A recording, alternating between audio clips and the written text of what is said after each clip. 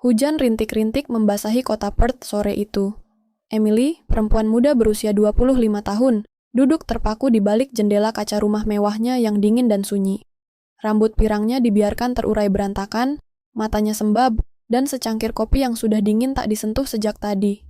Sudah 3 bulan berlalu sejak suaminya, seorang pengusaha sukses asal Australia, meninggal dunia dalam kecelakaan jet ski. Hidup Emily seolah mati bersamaan dengan hilangnya cinta sejatinya. Orang-orang menganggap Emily beruntung karena mewarisi kekayaan berlimpah, tapi tidak ada yang tahu betapa kosongnya hatinya. Ia mulai jarang berbicara, bahkan kepada keluarganya sendiri. Psikolog datang dan pergi, tapi tak satu pun berhasil menembus dinding luka yang ia bangun sendiri. Hingga suatu hari, ayah tirinya memaksa Emily menerima bantuan logistik harian dengan merekrut sopir baru. Kamu butuh orang yang bisa bantu keluar rumah, setidaknya untuk ke dokter atau ke taman. Kamu tidak bisa terus-terusan terkurung, katanya. Datanglah seorang pria muda asal Indonesia, bernama Raffi. Berusia 27 tahun, bertubuh sedang, berkulit sawo matang, dan berpenampilan sederhana. Ia tidak banyak bicara saat pertama kali bertemu Emily. Bahkan saat Emily hanya mengangguk pelan tanpa menoleh, Raffi tetap menunduk sopan dan berkata, "Saya akan tunggu di garasi Nyonya, kalau butuh saya." Hari-hari berlalu dalam keheningan. Emily tidak peduli siapa Raffi, dari mana asalnya, atau apa ceritanya. Tapi ia perlahan menyadari, Raffi sangat berbeda dari orang-orang sebelumnya. Ia selalu menunggu tepat waktu, tidak pernah bertanya-tanya urusan pribadi, dan selalu membersihkan mobil dengan sangat hati-hati, seolah menghormati benda itu seperti milik sendiri.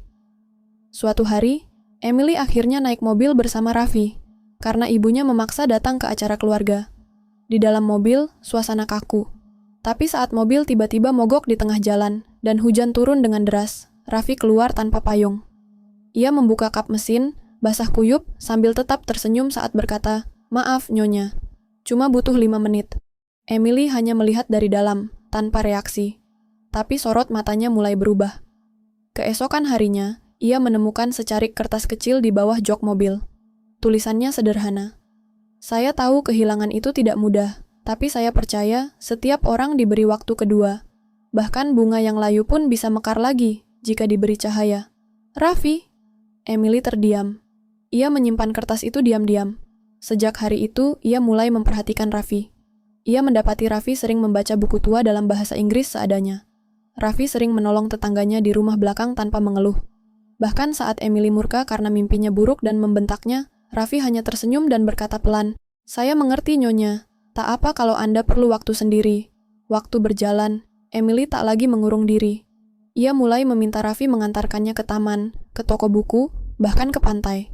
Di setiap perjalanan, Raffi tidak pernah berbasa-basi, tapi Emily mulai membuka obrolan kecil, tentang hujan, tentang Indonesia, tentang betapa ia rindu kebahagiaan.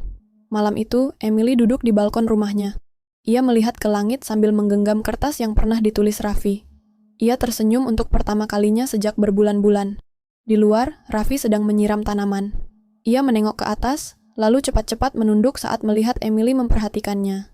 Dalam hati Emily bergumam, "Aku belum mengenalmu, tapi kau membuatku merasa hidup lagi." Cerita baru telah dimulai.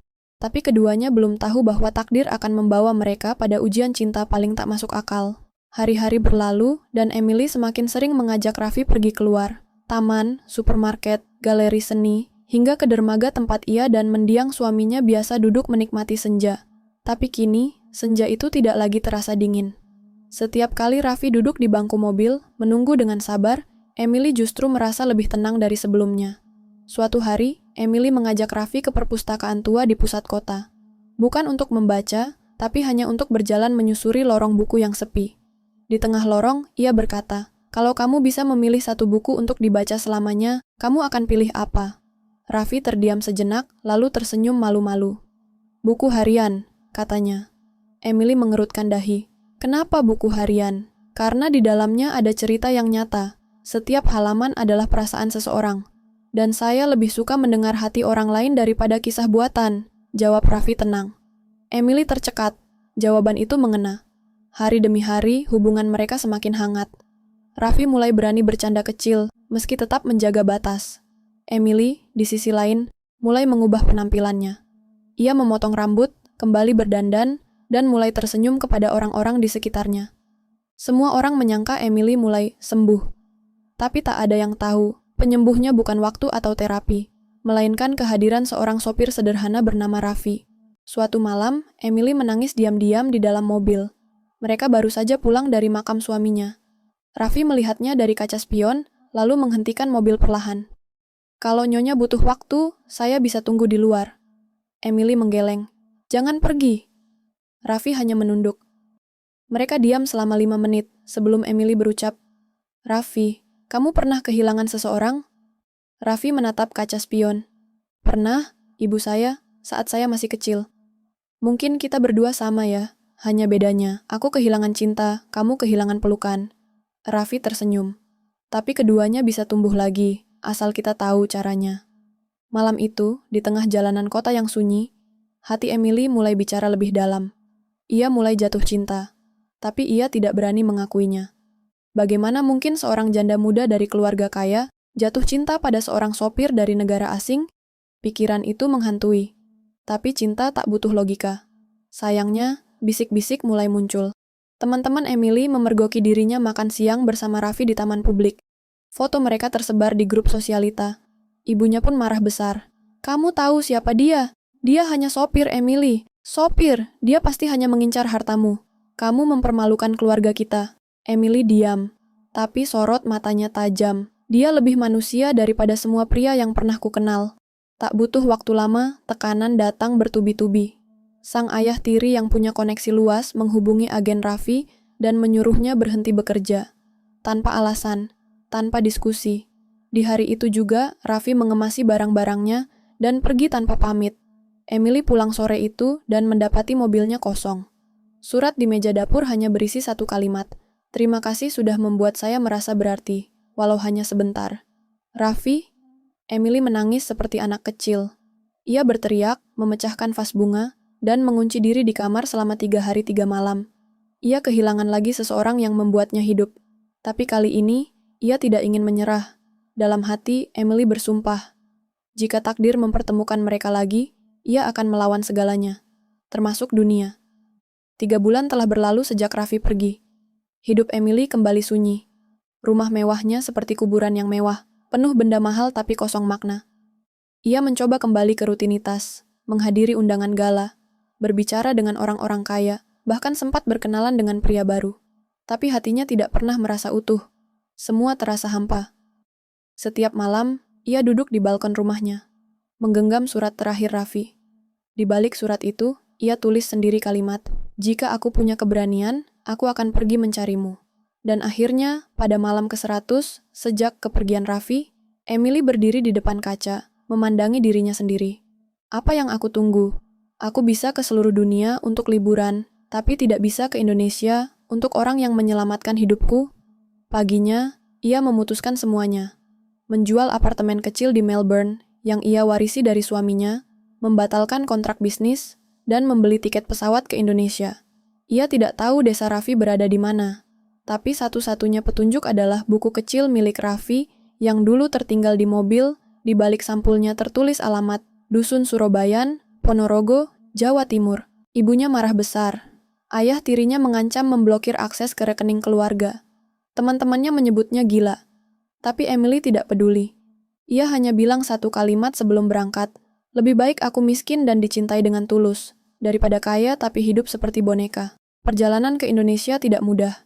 Ia terbang 10 jam ke Jakarta, lanjut pesawat domestik ke Surabaya, lalu naik mobil sewaan 8 jam ke desa terpencil bernama Surobayan. Jalanan berlubang, sinyal ponsel hampir hilang, dan udara lembab menempel di kulitnya. Tapi Emily justru merasa hidup kembali. Saat mobilnya sampai di gerbang desa, semua warga menatap heran. Seorang bule turun dari mobil dengan koper besar dan wajah letih, tapi sorot mata penuh tekad. Anak-anak kecil berlarian mengikuti, para ibu bergosip di pinggir jalan.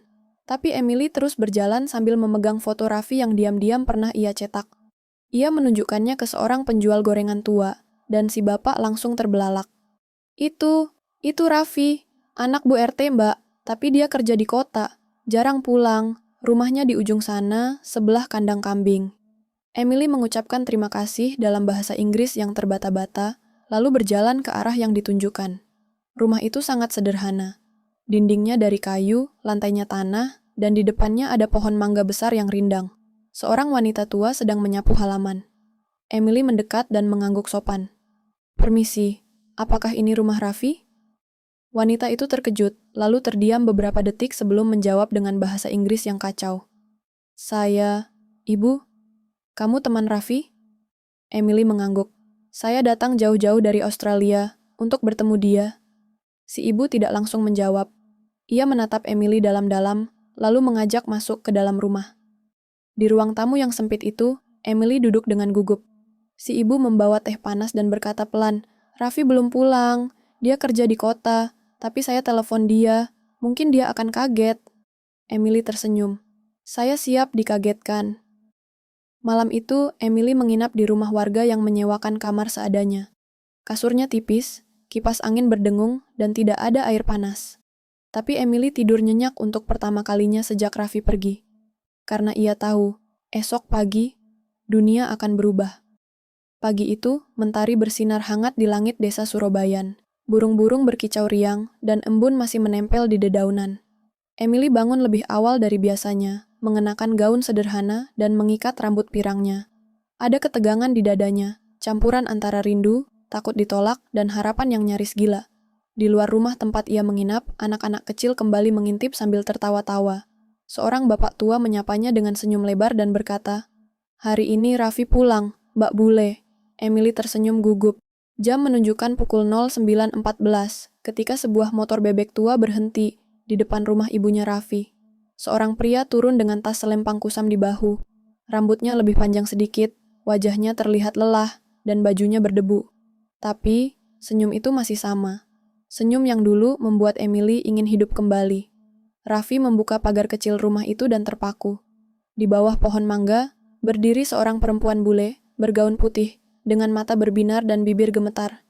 Emily?" Emily mengangguk, air mata langsung jatuh di pipinya. Raffi menatap tak percaya. Kamu ngapain di sini?" Emily tertawa di sela tangis. "Mencarimu, bodoh." Raffi tak mampu berkata-kata. Ia hanya berdiri kaku, seolah takut bahwa ini hanyalah mimpi siang hari. Emily maju selangkah, menatap matanya dalam-dalam. "Kamu pergi tanpa pamit. Kamu meninggalkan aku saat aku baru saja belajar hidup lagi. Kamu tahu betapa hancurnya aku, tapi lebih dari itu, kamu tahu betapa bodohnya aku karena aku jatuh cinta padamu." Raffi tersentak. "Emily, aku tahu ini gila. Kita berbeda dunia. Aku bule, kamu orang desa. Tapi siapa peduli? Aku bukan datang ke sini sebagai orang kaya. Aku datang sebagai perempuan yang ingin mencintai pria, yang membuatnya merasa hidup lagi." Raffi menatap tanah, matanya berkaca-kaca. Aku cuma sopir, Emily. Kamu terlalu tinggi buat aku. Aku nggak bisa kasih apa-apa ke kamu." Emily memegang tangannya. "Kamu salah. Kamu sudah memberiku sesuatu yang tak bisa dibeli dengan uang, harapan." Di depan rumah itu, di bawah pohon mangga yang rindang, dua insan dari dunia yang berbeda saling menatap. Air mata mengalir, tapi bukan karena sedih, melainkan karena luka mereka akhirnya menemukan pelukan yang tepat. Raffi memeluk Emily perlahan. Tubuhnya gemetar. Seluruh desa melihat dari kejauhan, dan dalam sekejap, berita tentang bule cantik datang cari sopir menyebar secepat api membakar ilalang kering. Malam harinya, warga mengadakan acara kecil-kecilan untuk menyambut Emily. Ada tumpeng, teh manis, dan gamelan dari anak-anak muda. Emily duduk berdampingan dengan Raffi, tertawa bersama para ibu yang kagum dengan kulit putihnya dan mata birunya. Tapi di balik senyum itu, Emily tahu, cinta mereka baru saja mulai diuji. Karena mencintai bukan hanya tentang bertemu, melainkan tentang memperjuangkan. Dan perjuangan mereka baru saja dimulai. Keesokan harinya, Raffi dan Emily duduk di beranda rumah ibu Raffi. Di depan mereka, secangkir kopi hitam mengepul perlahan.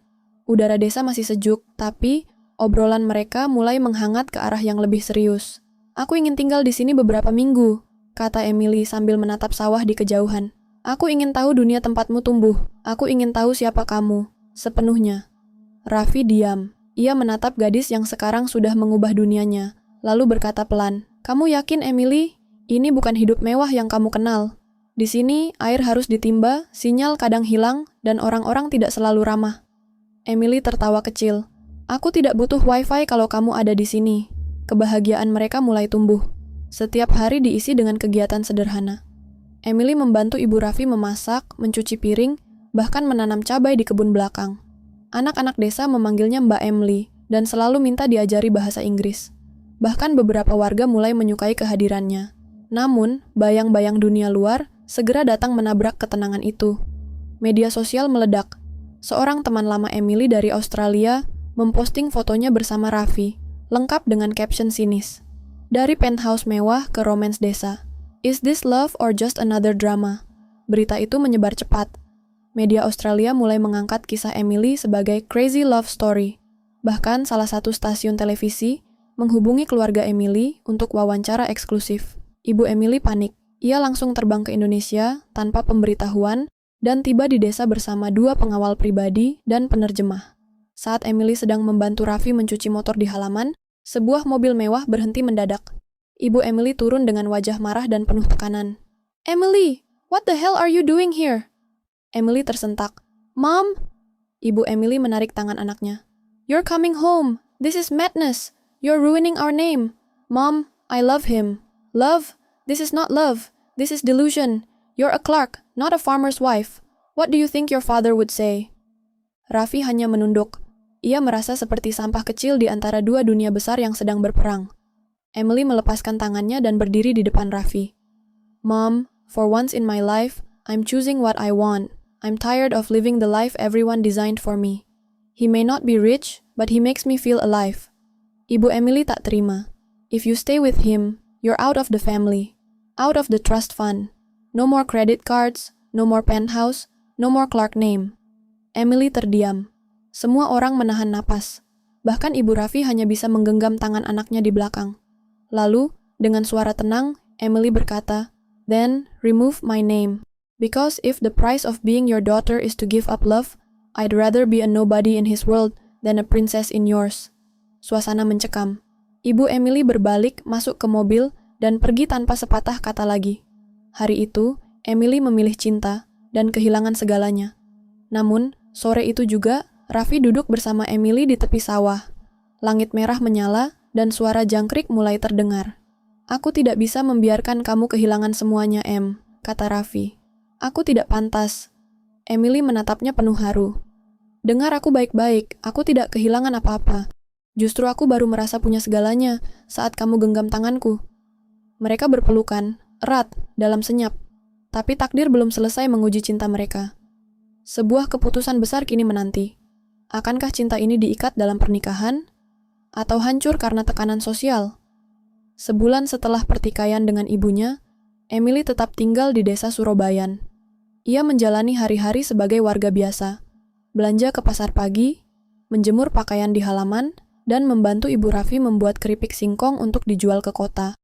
Tak ada kenyamanan hotel bintang 5, tak ada spa, tak ada acara sosial bergengsi. Tapi disinilah Emily justru menemukan versi terbaik dari dirinya. Sementara itu, cinta mereka makin kuat. Raffi yang dulu pendiam, kini lebih terbuka dan percaya diri. Ia bahkan mulai bekerja sebagai guru les bahasa Inggris, dadakan untuk anak-anak desa, berkat bantuan Emily. Suatu malam, saat bulan purnama menggantung tinggi, Raffi mengajak Emily berjalan kaki ke bukit kecil di pinggir desa. Di sana, dengan hanya berbekal lampu minyak dan angin malam, Raffi mengeluarkan sebuah cincin sederhana dari bambu yang ia buat sendiri. Emily, katanya dengan suara gemetar, aku nggak punya apa-apa. Nggak punya mobil mewah, nggak punya rumah besar, bahkan cincin ini pun bukan emas. Tapi aku punya hati yang ingin bersamamu sampai rambut kita sama-sama memutih. Maukah kamu menikah denganku? Emily terdiam. Matanya berkaca-kaca. Ia menatap cincin bambu itu seperti menatap mahkota berlian. Lalu ia menjawab, dengan air mata bahagia, ya, yes, 1,000 times, yes. Berita tentang lamaran ini langsung menyebar ke media sosial. Seorang warga desa yang diam-diam merekam momen itu mengunggahnya ke TikTok dengan caption, sopir desa melamar janda bule kaya dengan cincin bambu, dan dia bilang, IYY. Video itu viral dalam semalam. Jutaan penonton tersentuh, ribuan komentar membanjiri. This is the real definition of pure love. I'm crying. This is better than any Netflix series. Where can I find a Raffi in my life? Namun di balik kehebohan itu, tekanan semakin besar. Wartawan datang ke desa, mencoba mewawancarai Emily. Media Australia memojokkan keluarganya. Bahkan ada ancaman hukum dari ayah tirinya yang masih ingin menarik Emily kembali ke kehidupan lamanya. Tapi Emily bergeming. Dia dan Raffi memutuskan menggelar pernikahan sederhana di halaman rumah ibu Raffi. Tanpa gaun putih panjang, tanpa dekorasi mahal. Hanya dengan tirai batik, janur kuning, dan kursi pinjaman dari balai desa. Warga berdatangan membawa makanan ala kadarnya. Seorang anak memainkan seruling bambu, dan ibu-ibu menabur bunga melati. Emily mengenakan kebaya putih sederhana, sementara Raffi memakai beskap sewaan yang kebesaran. Tapi saat keduanya mengucap janji suci, semua orang menangis. Bahkan kamera stasiun televisi lokal yang datang diam-diam tak kuasa menahan air mata. Emily memandang mata Raffi dan berkata, "Aku meninggalkan segalanya untukmu, tapi aku tidak kehilangan apa-apa. Karena kamu adalah rumah yang aku cari selama ini." Raffi menjawab pelan, "Dan kamu adalah mimpi yang bahkan aku takut untuk bayangkan." Mereka mencium kening satu sama lain, lalu disambut tepuk tangan dan tabuhan rebana dari anak-anak desa. Beberapa bulan kemudian, Emily memutuskan membuka channel YouTube bertajuk Cinta di Dua Dunia, berisi kisah pernikahannya, kehidupan desa, serta perjuangan cinta lintas budaya. Channel itu meledak. Video pertama tentang kisah pertemuan dan pernikahan mereka ditonton lebih dari 10 juta kali dalam waktu seminggu. Mereka diundang ke berbagai acara TV internasional. Tapi kali ini, mereka tak dijadikan sensasi, melainkan inspirasi. Emily dan Raffi membuktikan bahwa cinta sejati tidak butuh status, harta, atau asal-usul yang sama. Cinta sejati hanya butuh keberanian untuk melawan dunia demi satu nama. Dan nama itu adalah cinta.